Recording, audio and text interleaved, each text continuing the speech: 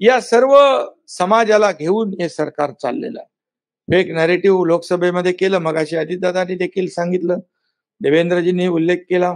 आणि म्हणूनच या सगळ्या गोष्टींपासून आपण सावध राहिलं पाहिजे. तुम्हाला सांगतो, रक्षाबंधनच्या अगोदर 2 हप्ते तुमच्या खात्यामध्ये जमा होतील.